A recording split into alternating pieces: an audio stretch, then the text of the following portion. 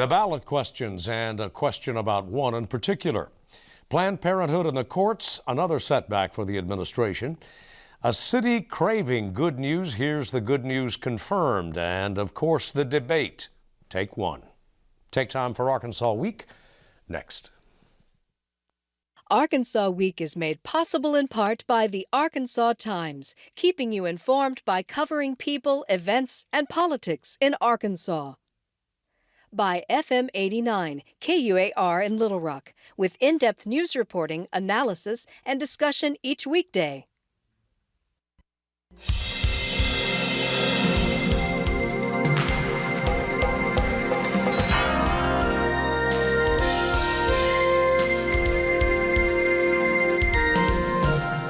This is Arkansas Week. Hello again, everyone. Thanks for joining us for Arkansas Week. Ballot issues, federal courts, raw politics. We'll get to all of it in the next half hour. Jacob Kaufman joins us from KUAR, Public Radio in Central Arkansas. David Keith from the Journalism Department at UCA. Lance Turner, reporter, editor, columnist at Arkansas Business. And thanks to everybody for coming in. David, another busy week on the ballot initiative front, or referendum front. We have the issue front. It was noted to me this past week, and I hadn't realized this.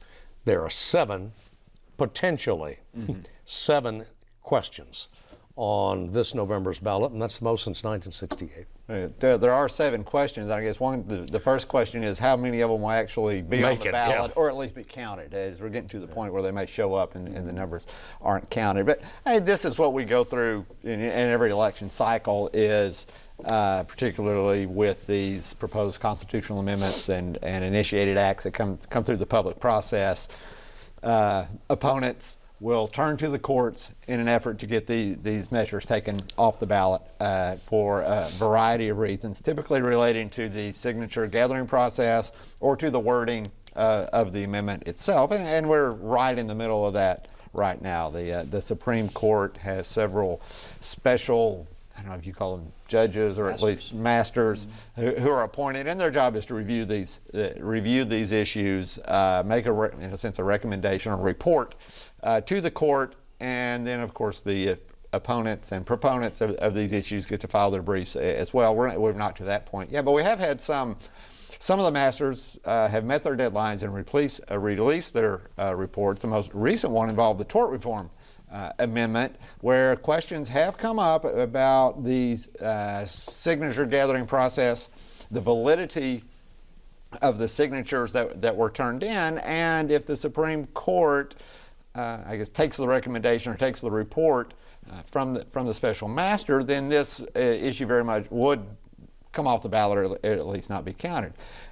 And the problem with it is not with the signatures, is not whether or not necessarily they are valid signatures, but within the canvassers, the paid and unpaid people who collected these signatures. They are required by state law to go through background checks that are supposed to be performed by the Arkansas State Police, and some of the certification of these background checks apparently was not completed, and which could invalidate at the very least the signatures collected by those individuals, those canvassers, and possibly all of the signatures. But even if it's just that portion, it would take them below the threshold so that they wouldn't have enough signatures to get on there. And there was an issue with some of the canvassers. Their background checks apparently were completed not by the state police, but by some private or non-state police entity. Non-government agency. Is all that matters.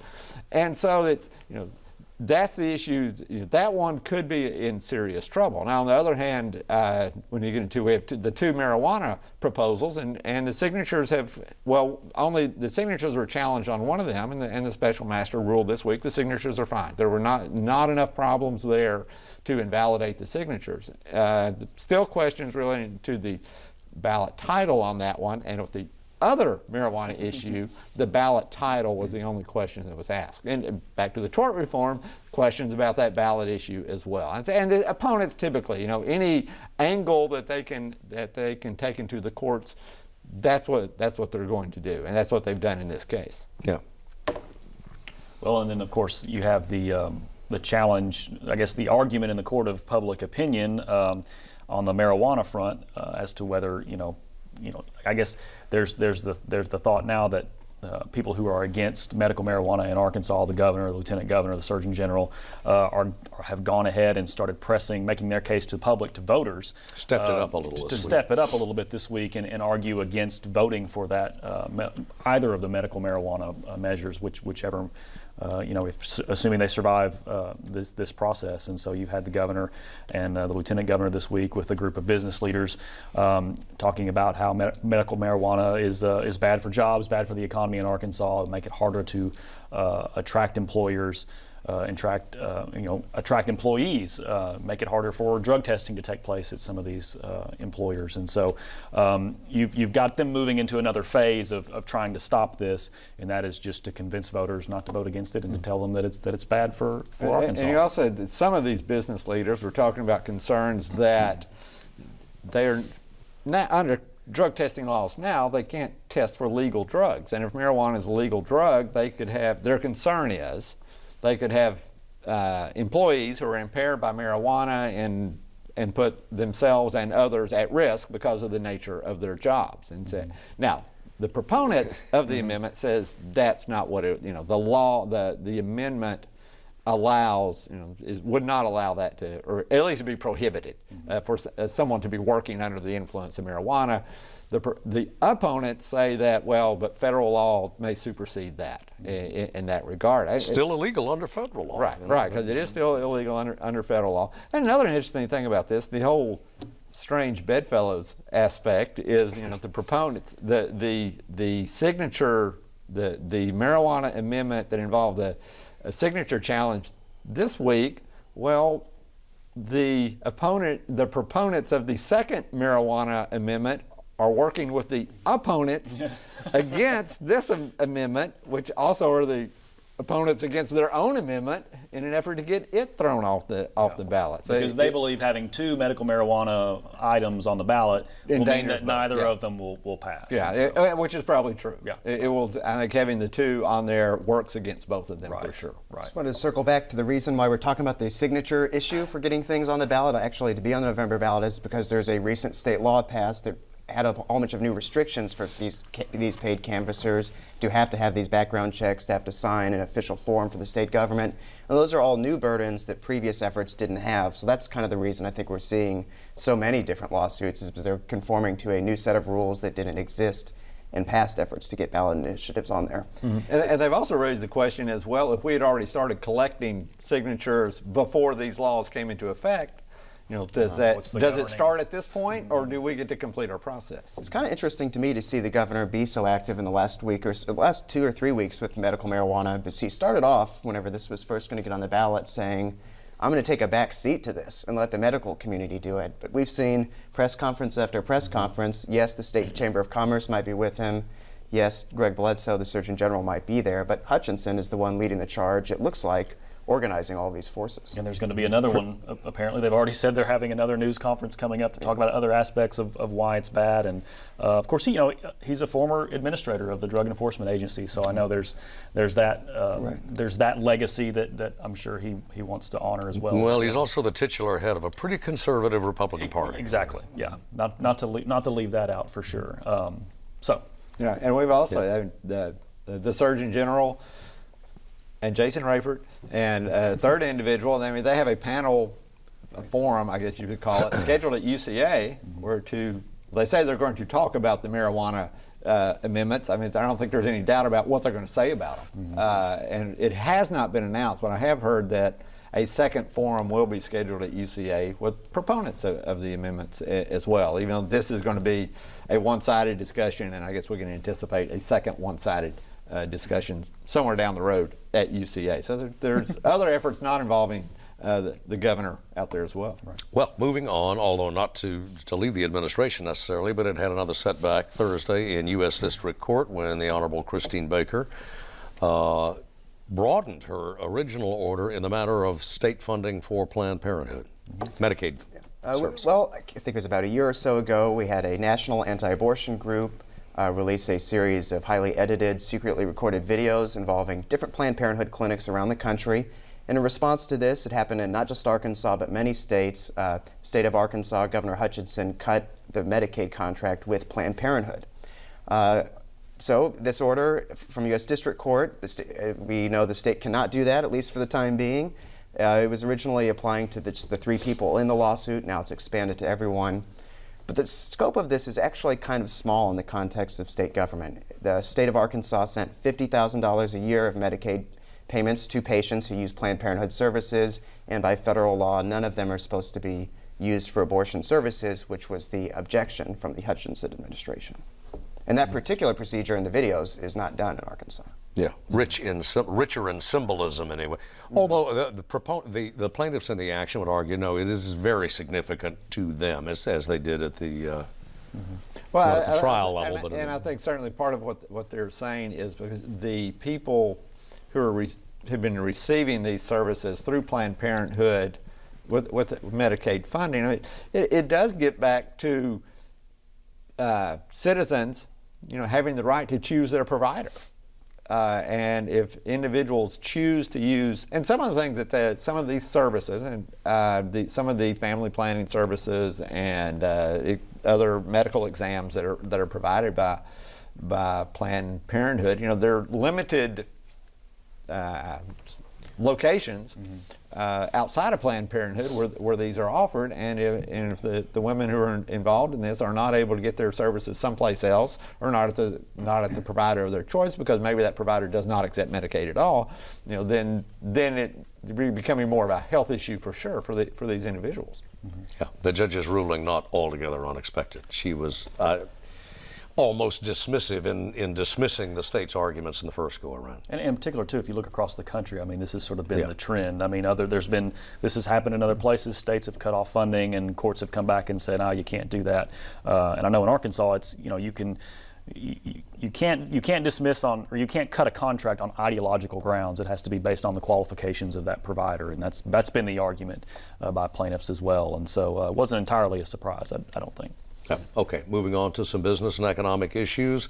One would be hard-pressed to think of a city, Lance, in Arkansas that craved good news, economic news, more than a city that I personally just adore, and that's Pine Bluff. Well, there was more good news this past week. That's right. Yeah, this has been a story we've kind of been following all year. A company called Energy Security Partners, which is backed by the likes of our former Transportation Secretary Rodney Slater, retired Army General Wes Clark, had announced earlier in the year their intention to consider Pine Bluff as the site of this $3.5 billion natural gas to liquid fuel plant.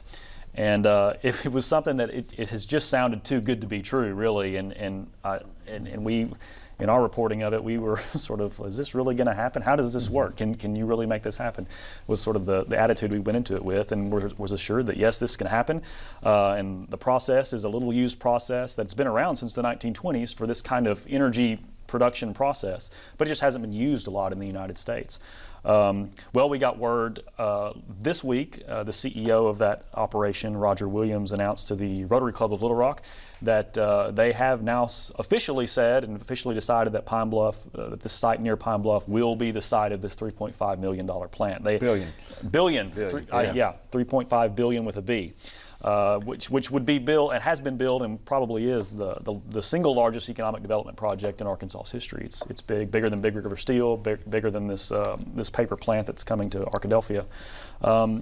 There had been, they had all been, it had all but been, I should say, assured for Pine Bluff to get this, but there was one piece of land that was sort of sitting out there that they had not been able to nail down. And it was a critical piece because they need river access for this site because of the sheer amount of, for shipping and to bring in the equipment to build this plant. Yeah, they're going to use like the largest crane ever to offload this stuff, the parts for this plant. And so they got that. And now it's on its way. It's going to be a long process to build it. It may be at least 2 years before they're able to start breaking ground on this project. There's a lot of work to do in the run-up. There's permitting that you're going to have to do. There's financing. They're going to banks throughout the world to get financing for this project. So it's going to take a while. People are going to forget about it and wonder whatever happened to it. But at least now the executives behind it say it's a go for Pine Bluff, and we're moving full steam ahead. And it's fantastic news for that part of the world. As Well, you say 2 years, but in fact, I mean, it may be closer to, correct me if I'm wrong, 5 before they'll start taking applications. It could be. I mean, I think 2 years is probably optimistic when you talk about all the permitting that you're going to have to do with AEDQ and the Army Corps of Engineers, and the financing too is an X factor. They're going to have to get $100 million up front just to start these initial parts of this project, and so they're talking about going to banks in London, Frankfurt, Copenhagen, all your world financial capitals to get this kind of project. And apparently a lot of underway. this work's already been done on the Right. front end Well, yeah, that's to even true. get Yeah. to this point. Yeah. But there's still a plant this size and an operation this big that's going to employ, they say, 2,400 people when it gets going, is going to take a lot of groundwork. And what I believe they said it may even be up to 10 years before the plant's even fully operational. 10 years from start to finish, on the planning for it. So. But still, you still have even hundreds of construction jobs. You Yeah. have all the A lot of ripple. ancillary businesses that are affected, and certainly we would hope that it'd be a positive for the natural gas industry in this state, which has really suffered Definitely. in recent years. Right, yeah. So everyone is pretty excited about that, and the site is ideally suited for this. There's a lot of natural gas lines that sort of converge in that area, so it was a good place for it. The river access as well, and so Might be a good opportunity to, as Brother Brown noted on our program last week, natural gas prices have been inching up a little bit, crossed over the $3 level. That's a long way from 12 and a half where it was a few years ago. Right. But what's the state of production now, Wes? Or Lance, can you give us kind of an update on where the gas situation is now in terms of pricing? And well, it's still not where it's been. It's still not where it's been Sure. by any means. And so, we've seen companies pull out and drastically scale back, and there's been no real major uptick in that. That hasn't changed at all. And so, to have a project in that sphere starting to come together, down the road is going to be good for us for sure. All right, moving on. Another Arkansas company keeps looking for new markets and may have ordered to expand its footprint and where it already is. Yeah. Thinks it's found one. That's right. Yeah, early reports are that Walmart is considering taking a stake in an Indian e-commerce company. This is in the country of India, the third biggest economy of Asia. It's called what is that company called? I'm going to lose it. Flipkart is what the company is called, and early reports are that Walmart could take up to $1 billion stake in this e-commerce company. And what it is, it's like an Amazon.com of the Asian world. It's just an online marketplace, big online marketplace, and this is just the latest in a series of Walmart making big moves in e-commerce, not only in the United States but in other parts of the world. They've also taken a stake in a Chinese e-commerce company called JD.com. So Walmart continuing to aggressively move into the e-commerce space. All of these companies throughout the world are doing battle with Amazon, as well as another Chinese giant called Alibaba, which you may have heard of as well. But Walmart, really knows that space is where it's got to be. They made a buy here in the U.S. earlier this year, Jet.com, sort of an upstart U.S. retailer. But they're looking for, growth in e-commerce because people, more and more of us are ordering online. They know that's where they've got to be, and they've got to up their expertise in that area as well. And that's a key part of the Jet.com buy was the technology behind that website and the people involved as well. It was as much as of a key hiring move for Walmart as it was even just in terms of buying a website and buying technology. And so we'll watch to see if that comes to fruition. It's also a key part of the world for Walmart. India's been kind of a tough nut to crack for a lot of companies just because it's difficult for India. They have rules and regulations in terms of how you can come into their country. You have to partner with someone there. Walmart can't just show up on its own and start operations there. So that's been a key market for them on a lot of fronts. Okay, moving on. Well, it's probably worth mentioning, Lance, while we've got you cornered there, that the government revised upward some pretty important stats this past week, second quarter. Yeah, GDP went up from first estimate, I think, of 1.1% to 1.4%. So you'd like to see that number go up. A lot of that had to do with consumer spending and also office construction, some construction spending as well. And we got some consumer confidence numbers, or consumer spending numbers rather, that also showed some confidence by Americans heading into the final stretch of the year. And so that's definitely good. Good going into an election year, obviously, or an election cycle season. It's not the blowout numbers that they would like to see, but it is an upward revision and not one that was downward. Segue, we had our first debate, and in the wake of that, even during that one, and certainly in the wake of it, some old Arkansas names are starting to surface, projected anyway, David, to come up in the next, well, they're already a part of the dialogue. They're part of an unfortunate chapter. I think most people would at a minimum style it. Okay, It's where this thing's headed. okay, you lost me for a second there. Were we talking Leslie Rutledge, John Bozeman, Tom Cotton? No, we're talking Flowers. Jennifer Flowers. We had all sorts of names. Okay, yeah. It was interesting how was the day or two before the debate where the Trump campaign said, we're going to invite Jennifer Flowers, tied to Bill Clinton, obviously from his governor's past, and then even beyond, and she did not attend the debate, but it's since then the Trump has kind of latched on to this. Is Hillary Clinton being responsible for Bill Clinton's extramarital or infidelity in years past, and that more into this how Hillary Clinton would work against and try to discredit or defame women with whom Bill Clinton was alleged to have relations with. And the question, what does this have to do with being president? I think is a question a lot of have. It's whether or not Hillary Clinton was involved in this. I mean, we're kind of getting into, certainly we're getting away from policy. Certainly we're getting away from how to deal with the issues that this country faces. And it's kind of a grasping at straws approach, it seems. It's kind of bizarre to hear because, in part, Donald Trump's fame has been built on him being a famous womanizer. Three marriages, countless affairs. So it's a big part of his life, too, to attack affairs leading from one marriage to the next. That's true. More honest. Overlapping affair, yes. relationships. Yeah, overlapping. But in the debate, he didn't quite bring it up, but he sort of did. Towards the end, I guess he'd been flustered for a while. He said, Hillary Clinton's attacks have been very vicious, very negative against me, and I could bring up a lot of things here tonight. I could bring it up about her family, but I'm not going to because I'm a gentleman. And of course, it didn't take him too long to take to Twitter to start making those attacks more explicitly. It was, all of that was born out, I think, of frustration and just Trump sort of losing control of his earlier persona in that debate. I mean, the first 15 minutes of the debate, I think we all thought, and I think the Hillary Clinton campaign was preparing for Donald Trump, who was very well, who was going to try to be prepared and be more of an adult and be more of a substantive debater. And about 15 to 20 minutes into that debate, he just kind of came off the rails.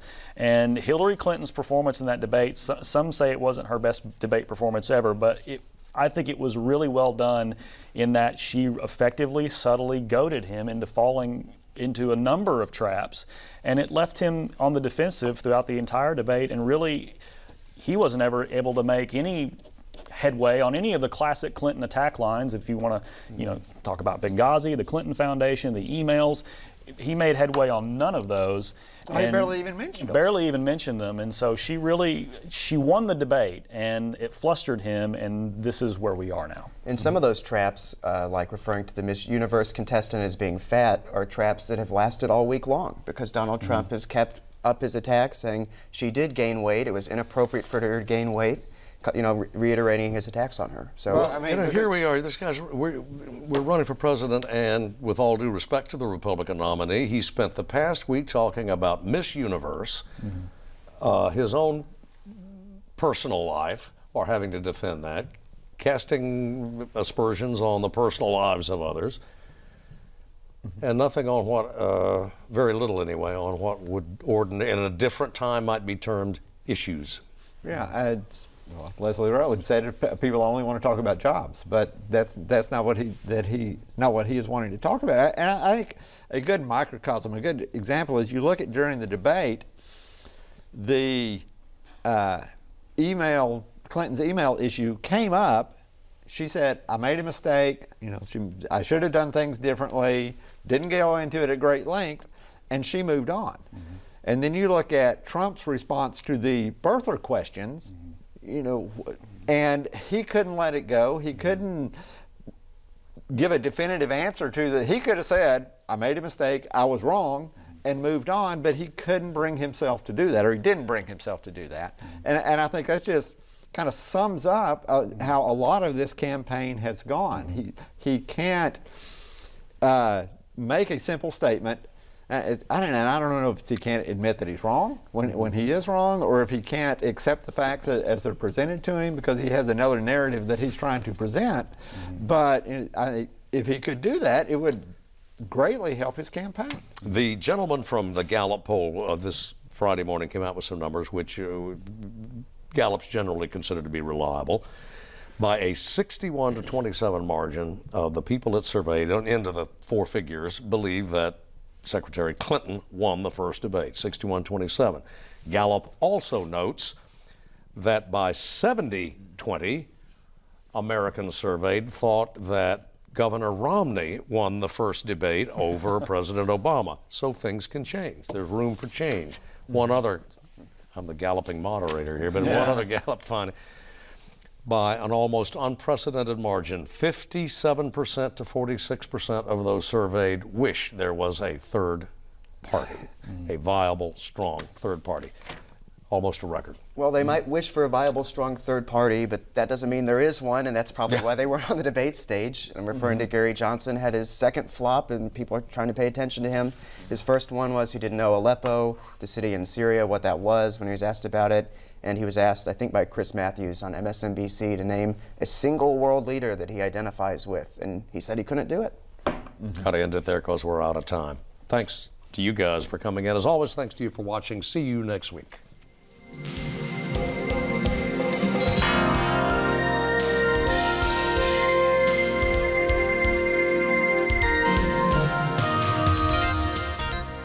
Arkansas Week is made possible in part by the Arkansas Times, keeping you informed by covering people, events, and politics in Arkansas.